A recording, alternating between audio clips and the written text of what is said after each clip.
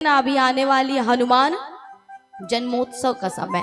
हनुमान जयंती नहीं कहते उसे, क्यों? बोले हनुमान कौन है? चारों युग प्रताप तुम्हारा है, प्रसिद्ध जगत उजियारा। कहा जाता है कि महाराज हनुमान जी कोई और नहीं, भगवान शिव के अवतार हैं, रुद्र अवतार हैं। 11वें रुद्र माने जाते हैं हनुमान जी, इसलिए कहा जाता है कि हनुमान जो है भगवान के अवतार हैं। और हनुमान अभी जन्मोत्सव आने वाला, जयंती नहीं कहते, जयंती उसकी मनाई जाती है जिसकी मृत्यु होती है, अर्थात जो जन्म लेकर के मर जाए उसकी जयंती होती है। लेकिन हनुमान की जयंती नहीं होती, हनुमान का जन्मोत्सव होता है। तो हनुमान के प्राकाट्योत्सव कह सकते हैं आप कि उसका दिन है 12 तारीख को। और माना जाता है कि इस दिन यदि कोई हनुमान जी को प्रसन्न कर लेना तो उसके जीवन में कभी अमंगल होगा ही नहीं, क्योंकि कहा जाता है यदि धन चाहिए तो महाराज लक्ष्मी की आराधना करो, बल चाहिए तो दुर्गा की करो, बुद्धि चाहिए तो सरस्वती की करो,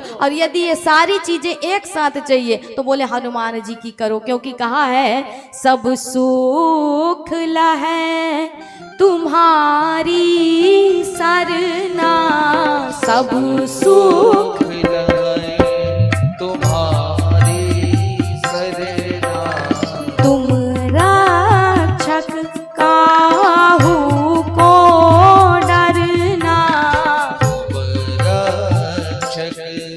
काहू को डरना, अष्ट सिद्धि नव निधि के दाता, अष्ट सिद्धि नव निधि के दाता, असवर दीन जानकी माता, असवर दीनो जानकी माता, श्री राम जय राम जय जय राम, श्री राम जय राम जय जय राम, श्री राम जय राम जय जय राम।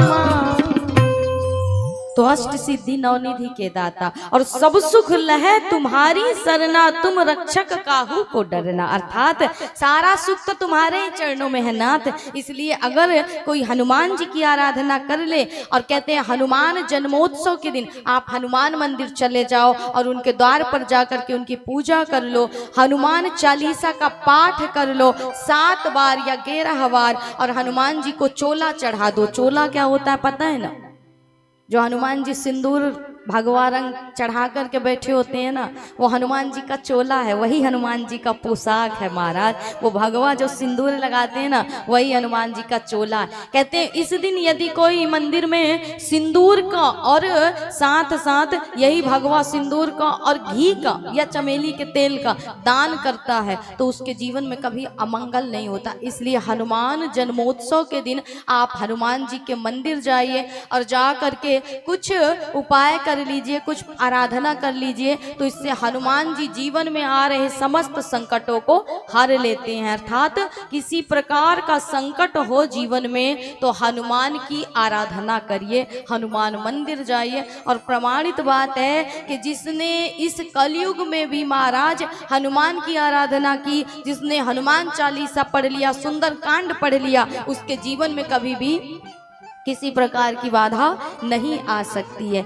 इसलिए कहा जाता है कि यदि समस्याओं से आप मुक्ति पाना चाहते हैं, बहुत सी समस्याएं आपको घेर करके बैठी हैं, तो इस दिन हनुमान मंदिर जाइएगा। और माना जाता है पीपल के पत्ते पर चमेली के तेल और सिंदूर से राम का नाम लिख करके और इसे हनुमान जी को चढ़ा दीजिएगा। समझ गए ना? नहीं समझे? धीरे से बताते हैं।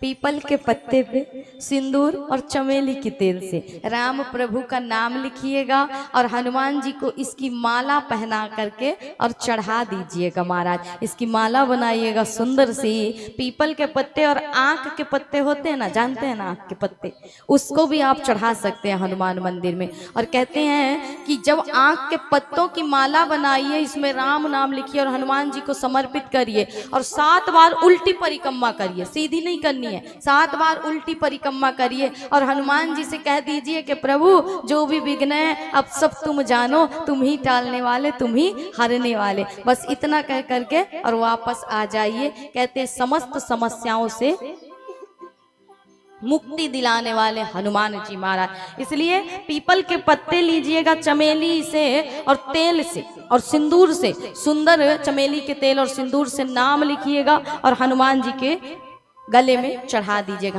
हनुमान जी के चरणों में चढ़ा दीजिएगा। इससे आपकी सभी समस्याओं से आपको छुटकारा मिलेगा।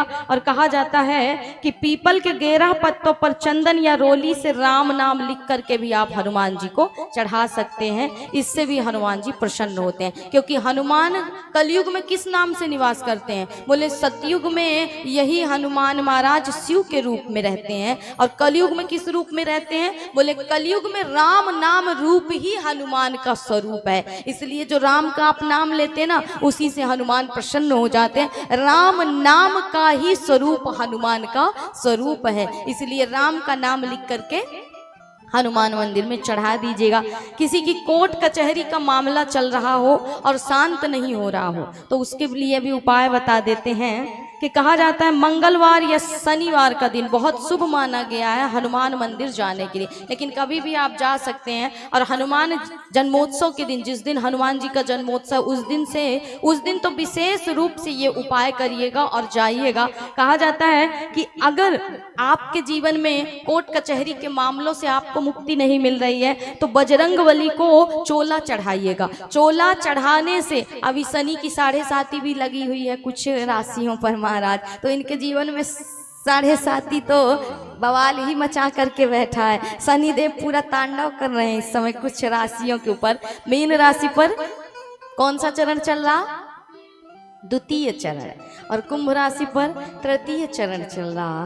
तो हम पर भी शनि की कृपा चल रही है महाराज, सब पर चलती है, सबके ऊपर चलती है। बस ये है कि उपाय करते रहा करिए। तो कुंभ राशि पर तृतीय चरण चला। 7 साल की ये अवधि होती है और 7 साल का 7.5 का दौर होता है। तो थोड़ा बहुत शनिदेव परेशान करते, लेकिन घबराना नहीं चाहिए। अगर जहाँ निगेटिव चीज़ें हैं वहाँ पॉजिटिव चीज़ें भी है, दोनों पहलुओं को लेकर के चलना चाहिए। इसलिए क्या करना है? बोले शनिदेव तो मेहरबान ही है, उस 7.5 को यदि आप दूर करना चाहते हैं और शनि की अढ़ैया से मुक्ति पाना चाहते हैं तो हनुमान जी को विधि विधान रूप से हनुमान जन्मोत्सव के दिन चोला अवश्य चढ़ाइएगा। इससे शनि का मामला शांत होगा, क्योंकि शनि किसी और से नहीं डरते हैं तो सिर्फ हनुमान जी से डरते हैं महाराज। इसलिए हनुमान के पास जाओगे तो शनि अपने आप शांत हो जाएंगे और जो भी आपका केस चल रहा है, जो भी आपकी समस्या है जीवन में, वो टल जाएगी।